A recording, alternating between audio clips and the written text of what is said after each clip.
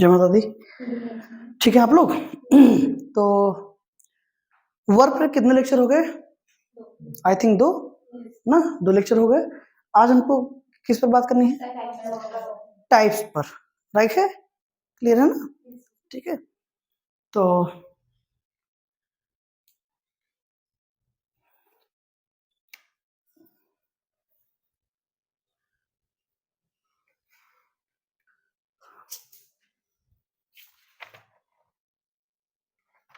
ठीक है,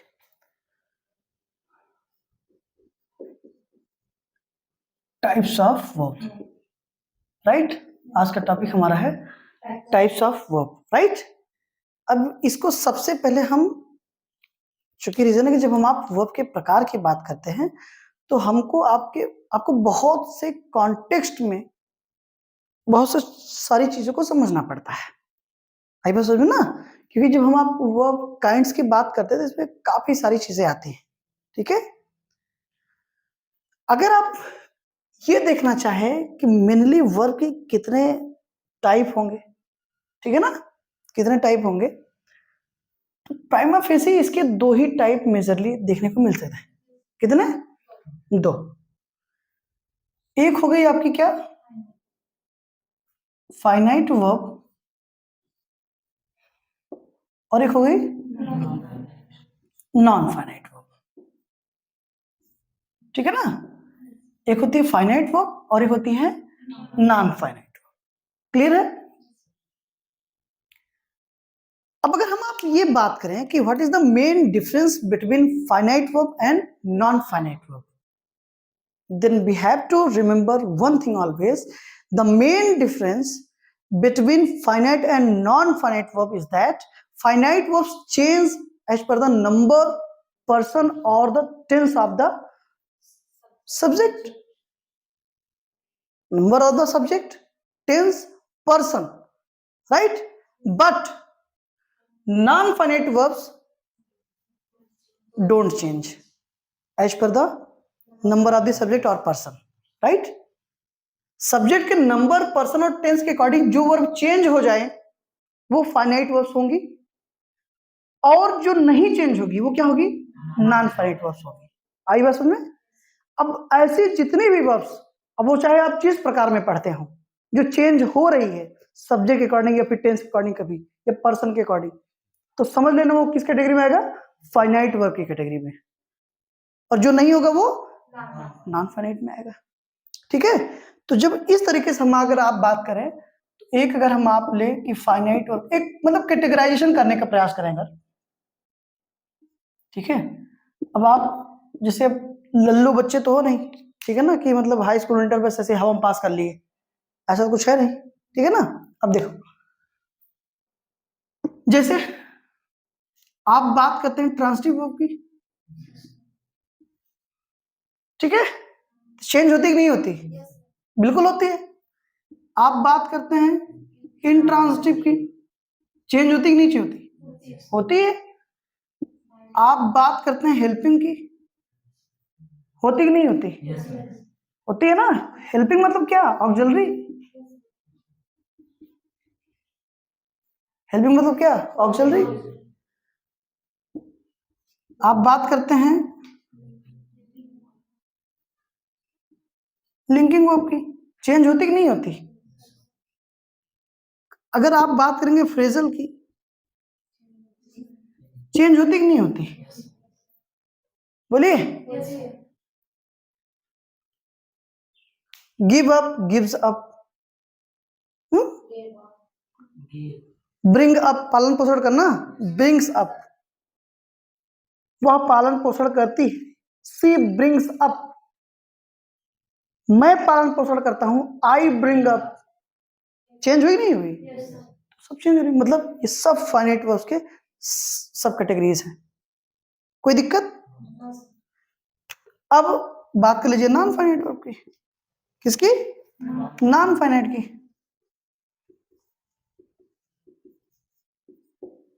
किसकी? नॉन फाइनाइट की। तो नॉन फाइनाइट में हमको क्या देखने मिल जाएगा? हाँ, क्या? Gerund, infinitive and participle, INFINITIVE, right, infinitive, ठीक है ना, जिसमें से जिरंड और इंफिनिटिव हमारा वर्बल नाउन होता है। क्या होता है? मतलब बेसिकली होती तो वर्ब है, लेकिन सेंटेंस में फंक्शन किसका करती हैं? नाउन का। और वर्ब के भी इनमें एट्रीब्यूट्स हैं, तो इनका खुद का भी ऑब्जेक्ट हो सकता है, ये भी जान लीजिएगा। जिरंड और इंफिनिटिव का भी खुद का ऑब्जेक्ट हो सकता है, मतलब इनके बाद अगर कोई नाउन प्रोनाउन आएगा तो इनका ऑब्जेक्ट ही कहलाएगा वो। आई बात समझे ना, परेशान होइएगा मत। रीजन क्योंकि वर्ब है, भूलिएगा मत। फंक्शन किसका करेंगे? नाउन का, मतलब सब्जेक्ट ऑब्जेक्ट बनेंगे, राइट। लेकिन वर्ब के भी एट्रीब्यूट्स होते हैं इनमें, इसलिए इनका खुद का ऑब्जेक्ट हो सकता है। और ऑब्जेक्ट किसका होता है? ये तो वर्ब का, ये तो प्रीपोजिशन का। समझ में आ रहा ना? गुड। और ये वर्बल एडजेक्टिव, आई बात समझ में ना? मतलब बेसिकली पार्टिसिपल जो होते हैं 3 प्रकार के होते हैं, प्रेजेंट पार्टिसिपल, पास्ट पार्टिसिपल और परफेक्ट पार्टिसिपल। बेसिकली होते तो वर्ब हैं, लेकिन फंक्शन किसका करेंगे? एडजेक्टिव का, राइट। और प्रेजेंट पार्टिसिपल और जिरंड में बहुत कंफ्यूजन होती है बच्चों को, क्योंकि दोनों का फॉर्मेशन क्या है? V1 plus ING। लेकिन ध्यान दीजिएगा, अगर वो पार्टिसिपल है, प्रेजेंट पार्टिसिपल है, तो एक चीज श्योर हो जाइए, किसी नाउन को मॉडिफाई ही करेगा। अगर वो जिरंड होगा तो ये तो सब्जेक्ट प्लेस पे आया होगा, ये तो ऑब्जेक्ट के, तो फिर कॉम्प्लीमेंट की सीधी सी बात है ना। मेनली सब्जेक्ट और ऑब्जेक्ट के प्लेस पे आपको देख मिलते हैं, लेकिन वो किसी नाउन को मॉडिफाई नहीं कर रहा होगा अगर वो जिरंड है तो। जैसे swimming is good exercise, swimming is a good exercise, assertive sentence है, पॉजिटिव फॉर्म में है, इज एक वर्ब है, उसका सब्जेक्ट कौन है? स्विमिंग। समझ रहे हो ना? I saw a burning train, I saw a burning train, मैंने एक जलती हुई क्या देखी? ट्रेन देखी। तो ट्रेन कैसी है? बर्निंग ना, बर्निंग ट्रेन है, तो बर्निंग ने मॉडिफाई किसको किया? ट्रेन को। ट्रेन की parts of speech noun, noun ने प्रोनाउन को मॉडिफाई कौन करता है? एडजेक्टिव। अब V1 प्लस ING से एडजेक्टिव कौन बनेगा? प्रेजेंट पार्टिसिपल बनेगा। तो बर्निंग ट्रेन में बर्निंग क्या है? Present participle. Swimming is a good exercise में स्विमिंग क्या है? जिरंड है। क्यों है? क्योंकि वो नाउन के प्लेस पर आया है। फंक्शन किसका कर रहा है? नाउन का कर रहा है, सब्जेक्ट है वहां। ऑब्जेक्ट भी बन सकता है, I like swimming, I want smoking. आप समझ रहे हो ना मेरी बात को? तो सब्जेक्ट और ऑब्जेक्ट के प्लेस पे अगर आपको जिरंड मिल जाए V1 प्लस ING, तो मतलब V1 प्लस ING सब्जेक्ट या ऑब्जेक्ट प्लेस पर मिल जाए तो मतलब वो जिरंड है। किसी नाउन को मॉडिफाई कर रहा होगा तो प्रेजेंट पार्टिसिपल है। इसमें कौन सा बहुत बड़ी बात है कि उसी में दिमाग लगा के बैठे हैं। और बता भी दिया जाएगा गोल्डन रूल लिखवा करके, तो गोल्डन रूल पढ़ेंगे तो दिक्कतें होगी। कौन सा रूल इंपॉर्टेंट नहीं? किसी भी लैंग्वेज का एक वर्ड बता दीजिए जो फालतू हो। तो ये गोल्डन और सिल्वर क्या चल रहा है? गोल्डन, सिल्वर, आयरन, तामल, पीता रूल, हाँ क्या चल रहा है भाई? एम आई राइट और रॉन्ग? गोल्डन रूल्स ऑफ फलाने। किसी भी लैंग्वेज का एक शब्द बता दीजिए ना आप जो फालतू हो, बेवजह हो। अब होता क्या कि मैंने तो बता दिया गोल्डन रूल, बच्चे सेटलाइज हो जाते हैं उस गोल्डन रूल पे और अदर चीजों को मिस कर देते हैं। फिर होता क्या है, वह बाजार जाता ही कि ट्रांसलेशन हो पाएगा उनसे। किसी भी लैंग्वेज को ढंग से अप्रोच करने की क्षमता, एबिलिटी, कैपेबिलिटी उनके अंदर कभी डेवलप नहीं हो पाती है। और जब तक वो डेवलप करते हैं ना तब तक ओवर एज हो जाते हैं, वैकेंसी निकल जाती है। तो जाइएगा फिलासफर बन जाइए। गांव में अक्सर फिलासफर बहुत मिलेंगे हमको, फालतू के जो फिलासफर होते हैं, लुंगी लपेटे रहेंगे, ताश खेलते रहेंगे, ई खेलना है ई हो जाए। अरे पता है मुझे यार, इतना तो पता है, इतना तो आपको देख के लग ही रहा है कि आप अपने समय में प्रचंड लापरवाह टाइप के इंसान रहे होंगे, इसीलिए ऐसा हुआ है। इसमें आपको समझाने की जरूरत नहीं है, इतना दिमाग है। समझ में आ रही बात ना? तो ये जो एक नौटंकी चल रही है, इस नौटंकी से बाहर आइए। Golden rule, silver rule, iron rule, ठीक है, कॉपर रूल, एल्यूमिनियम रूल, ये सबसे बाहर आइए। प्लास्टिक रूल, समझ रहे ना? कोई भी शब्द किसी भी लैंग्वेज का, everything has a important place, everything is unique in this world. आई बात सुन बेटा? तो किसी भी लैंग्वेज का कोई भी वर्ड फालतू नहीं होता। अगर कुछ लिखा गया है, किसी राइटर ने लिखा, किसी बड़े ऑथर ने लिखा है, तो कुछ सोच समझ के लिखा होगा ना। टाइम दीजिए, सब समझ में आ जाएगा। And remember all one thing always, I have so many times told you, good things always takes time, good things always take time। अच्छी चीजें हमेशा समय लेती हैं। बुखार है, दवा खाएंगे, 1-2 घंटे बाद ही असर दिखाना शुरू करेगी, ठीक है। इंस्टेंट रिजल्ट चाहिए, जहर खा लो, 5 मिनट रिजल्ट आ जाएगा। Am I right or wrong? ठीक है, ऐसे अच्छा ही है, कुछ अच्छा काम करके देखिए, आपको बताना पड़ेगा कि हम ही करे रहे। कांड कर दीजिए कोई,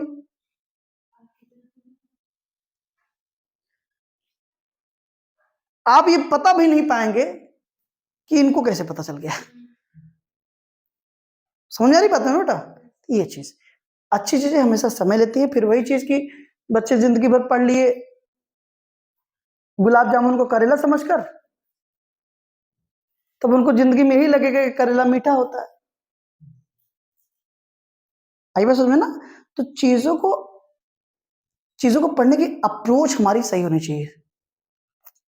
मेरा अपना मानना है कि कोई भी लैंग्वेज, चाहे हिंदी, इंग्लिश, कुछ भी हो, कोई भी चीज हो, I am not talking about here only English, मैं हर चीज की बात कर रहा हूं।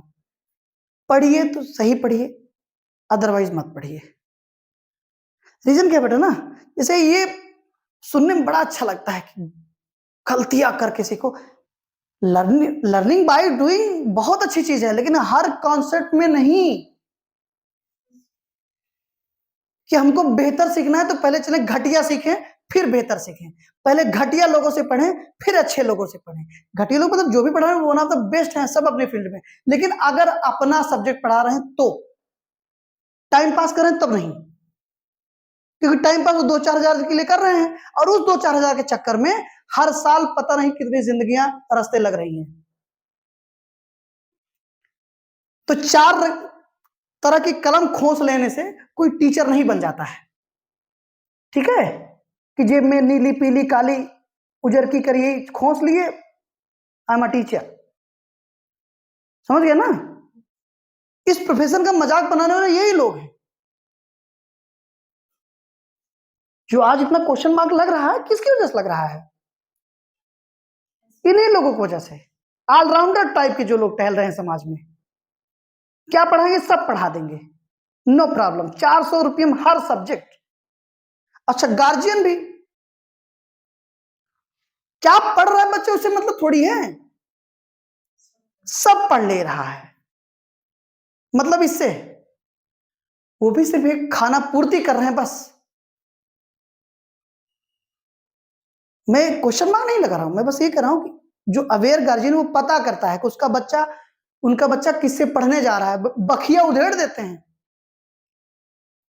और अगर कोई गार्जियन किसी स्कूल में एडमिशन ले रहा है, कोई उनका बच्चा किसी कोचिंग संस्था में उनका बच्चा एडमिशन ले रहा है, क्या आपको ये नहीं जानना चाहिए कि वहां का स्टाफ कैसा है? चलिए आप किसी कोचिंग में बच्चे को भेज रहे हैं, इतना तो जान लो भैया कि वो किस सब्जेक्ट का टीचर है, कंटेंट कैसा, समझ लो ना उसको, फिर भेजो।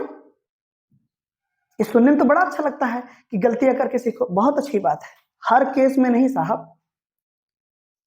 रीजन, आप गलत पढ़ के फिर सही पढ़ रहे हो, लेकिन इस दुनिया में बहुत सारे ऐसे बच्चे हैं जिनके साथ आपको कंपीट करना है। वो सही पढ़ रहे हैं, और जब आप गलत पढ़ रहे होते हैं तब वो सही पढ़ रहे होते हैं, और जब आप सही पढ़ रहे होते हैं तब वो उस चीज की प्रैक्टिस कर रहे होते हैं। समझ आई बात ना।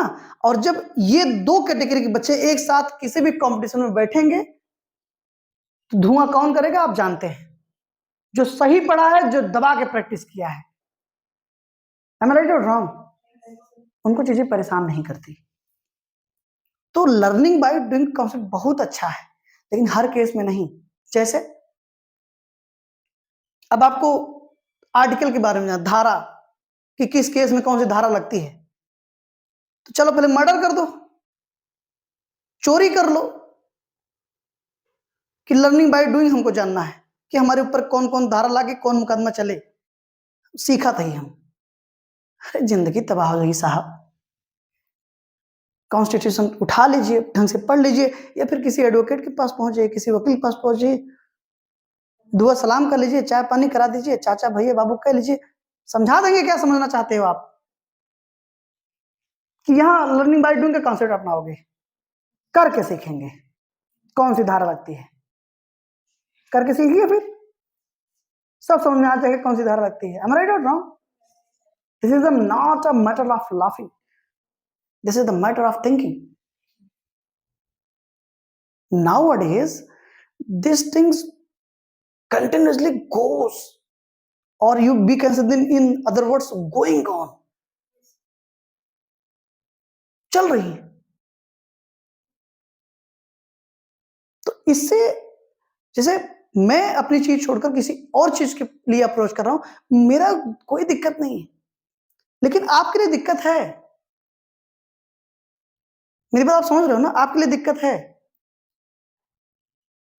तो कहानियां सुनने सुनाने का टाइम नहीं आपके पास, सही अप्रोच से पढ़ने का वक्त है, अपने आप को लगा दीजिए। और साथ ही साथ जो बच्चे मुझे ऑनलाइन सुन रहे हैं वो भी इस चीज को अपने लाइफ में इंप्लीमेंट करें। तो ये क्लियर है, यहां तक कोई इशू नहीं है ना, ठीक है। अब चूंकि बेटा प्रीवियस क्लासेस में या फिर ट्रांसक्रिप्ट की ब्रॉड वीडियोस वर्ब की पड़ी हुई हैं, वर्ब के सारे कॉन्सेप्ट लगभग कवर किए गए हैं, राइट। तो आप वहां से देख सकते हैं, देखे भी होंगे आप जो भी मुझे ऑनलाइन बच्चे देख रहे हैं, वर्ब का एक प्लेलिस्ट होगा, उसमें 10, 11, 15 जो भी वीडियोस पड़ी हो, प्लीज उसको आप देख लीजिए, सारी चीजें क्लियर हो जाएगी। यहां तक एक स्टार्टिंग हमने ले लिया, अब हम उन्हें कॉन्सेप्ट पर आते हैं, राइट। कि कंपटीशन आपसे क्या डिमांड करता है, कि तो बच्चों वाला खेल था वो हो गया ना।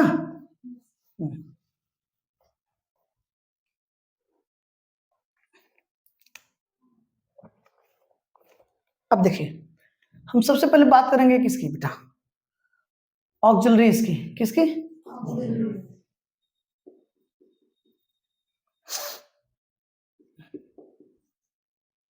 क्लियर है। अब इसमें पहला हम आप देखेंगे प्राइमरी। क्या देखेंगे बेटा? Primary auxiliary, right. 3 सब कैटेगरीज हैं। बी फॉर्म, ठीक है, be do have, right, be do have, clear ना। अब बी फॉर्म में बेटा is, am, are, was, were आती है, आप जानते हैं। डू फॉर्म में do, does, did. Have form में हैज, हैव और हैड आती है, ठीक है। अब समझिएगा, ये जो प्राइमरी ऑक्सिलरी यूज होती हैं वो होती किसके लिए, कहाँ यूज होता है इनका, कहाँ होता है? टेंसेस में होता है, ये जान लीजिए। अब हमको ऐसे पढ़ना होगा, समझ में आई बात ना। वो हो गया जो इसके पहले हम जानते हैं, ये डिमांडिंग सिचुएशन है, इस अप्रोच से पढ़ेंगे तब ज्ञान चक्षु खुलेंगे हमारे। तो प्राइमरी एक्चुअली यूज कहाँ होगी बेटा? तो टेंसेस में यूज होगी, ठीक है। अब ये जो बी फॉर्म है किस टेंस में आएगी?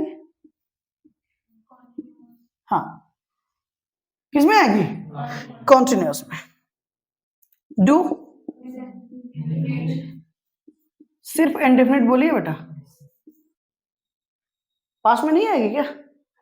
तो प्रेजेंट इंडेफिनिट का क्या मतलब है? आप मेरी बात समझ रहे हो ना, सिर्फ इंडेफिनिट बोलिए, ठीक है। Have perfect, any problem? अब एक एस्पेक्ट बच रहा है, परफेक्ट कॉन्टिन्यूस ना। एक एस्पेक्ट हमारे पास क्या बच रहा है, परफेक्ट कॉन्टिन्यूस। तो परेशान मत होइए, यहां पर दोनों यूज होती है। कौन? रीजन, यहां से हमने परफेक्ट ले लिया और यहां से कॉन्टिन्यूस ले लिया। क्या हो गया? Perfect continuous. अब आप चेक कर डालिए, परफेक्ट कॉन्टिन्यूस क्या? Has been, have been, had been, will have been, shall have been. Check कर लो, हैव फैमिली है और बी फैमिली है, तो परफेक्ट कॉन्टिन्यूस कौन बनाएगा? बी फैमिली और हैव फैमिली मिलकर परफेक्ट कॉन्टिन्यूस बना देते हैं। यहां तक कोई दिक्कत? क्लियर है ना? तो ये पूरा का पूरा फंक्शन किसका है? प्राइमरी ऑक्सिलरी का है, राइट। अब इसको हम सहायक क्रिया क्यों कहेंगे? इसके लिए थोड़ा सा मतलब अगर आप और ब्रॉड लेवल की जानकारी चाहते हैं तो एक लैटिन का वर्ड होता है बेटा, हाँ, एक लैटिन, जैसे इंग्लिश हिंदी की लैंग्वेज है ना, वैसे ही लैटिन वर्ड है एक, मतलब लैटिन भाषा का एक शब्द है ऑक्सिलियम। ठीक बेटा, ऑक्सिलियम लैटिन वर्ड है, लैटिन भाषा का शब्द है, और इसका इंग्लिश में मतलब होता है टू हेल्प, यानी कि मदद करना। इसीलिए ऑक्सिलरी या फिर ऑक्सिलरीज का मतलब क्या होता है? हेल्पिंग वर्ब होता है, वो भी मदद ही करते हैं। किसकी मदद करेंगी? मेन वर्ब की करेंगी। किस लिए करेंगी? टू आइडेंटिफाई द टेंस, कि टेंस कौन सा है। ठीक है, जैसे he is going, he is going, is हटा दीजिए, आपको उस ऑक्सिलरी की पावर समझ में आ जाएगी। ही इज गोइंग सेंटेंस था, इज रिमूव कर दीजिए, क्या बचा? ही और गोइंग ना, बता दीजिए कौन सा टेंस है, बोलिए ना।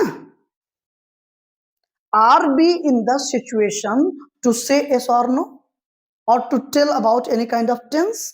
क्या इस सिचुएशन में है कि प्रेजेंट कॉन्टिन्यूस या पास्ट कॉन्टिन्यूस या फ्यूचर कॉन्टिन्यूस कह सकते हैं क्या? क्यों जानते हो?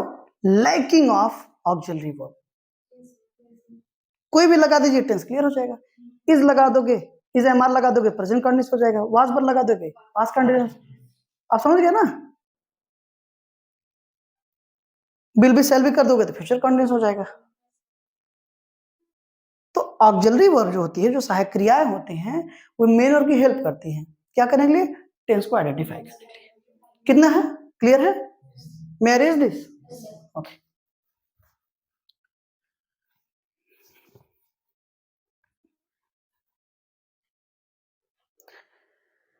now let us talk about models, right? हम मॉडल्स पे बात करते हैं।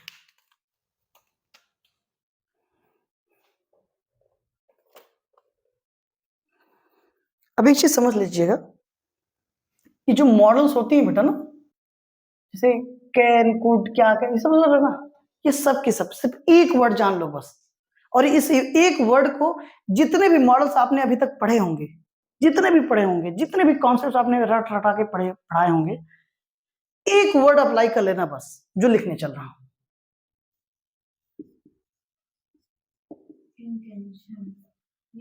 ठीक है, जितनी भी मॉडल होती है वो क्या दिखाती है, क्या शो करती है? इंटेंशन को, इंटेंशंस बताती है वो। प्लूरल में इसलिए क्योंकि बहुत सारी मॉडल्स है ना। इरादा, कि हमारा इंटेंशन क्या था वो कहने का। जैसे Ram can come, Ram can come, समझ लो मेरी बात को। राम में कम, दोनों में इंटेंशन हमारा अलग अलग है। अगर हमने कहा कि राम कैन कम या सोहन कैन कम, तो इसका मतलब क्या है? Sohan is capable for doing that type of work about which I am talking about, right? जिसके बारे में हम बात कर रहे हैं उसको वो कर सकता है। He has the capability, he has the ability, I am right? But if you say Sohan may come, that means some kind of possibility to come Sohan today, am I right? Possibility show कर रहा है। यहां हमारा intention क्या था? संभावना को व्यक्त करने का। पहले सेंटेंस में कैपेबिलिटी को व्यक्त करने का। तो जितने भी मॉडल्स हैं वो क्या शो करेंगे? इंटेंशन को शो करेंगे। Intention of what? Intention of the speaker.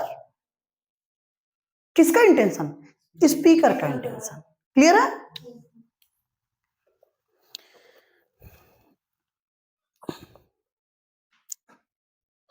आइए देखते हैं। Have to, be to, would rather, had better. Clear है ना? हाँ, समझते रहिए। Had better, had rather. Clear? Would better, would better. Can, could, may, might. Can, could, may, must, may, might, should, ought to, must, need, dare, right? Will, shall, right?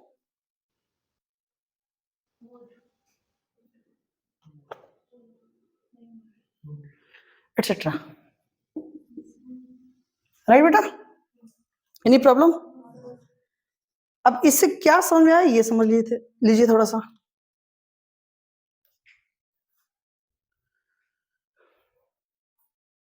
समझिएगा ध्यान से। Any phrase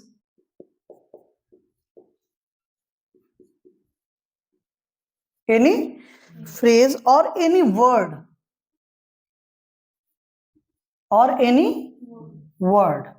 any phrase or any word which refers to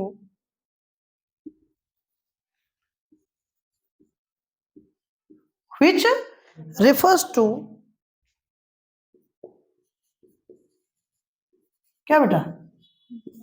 intention is called a model। आई बात समझ में? ये दिमाग में रखिएगा ये चीज, ठीक है? ठीक ना? ये क्वेश्चन पूरा क्या? एनी फ्रेज और एनी वर्ड, चाहे कोई फ्रेज हो चाहे कोई वर्ड हो, विच रिफर्स टू इंटेंशन, जो क्या शो करेगा बेटा? इंटेंशन शो करेगा। Intention of the writer. Clear? Is called the model. उसे हम क्या कहेंगे? मॉडल कहेंगे। आई बात समझ में ना? तो मॉडल हमेशा क्या शो करता है बेटा? इंटेंशन को शो करता है। यहां तक कोई इशू? जितने भी मॉडल्स आप देख रहे हो ये सब की सब क्या शो करती हैं बेटा? इंटेंशन शो करती है। यहां तक जितना भी आपने आज क्लियर किया, यहां तक कोई, if you have any kind of problem, feel free to contact me, feel free to tell me, actually not contact me, हमेशा वही चलता रहता है। आप तो सामने हैं मेरे, तो कैसा कांटेक्ट करने वाली बात है? फेस टू फेस बात होगी। बताइए, यहां तक कोई इशू हो तो बताइए। कंफर्म है? Okay guys, thank you so much for this class. See you tomorrow. Okay, कल इसके हम आगे देखते हैं। ठीक है, धन्यवाद।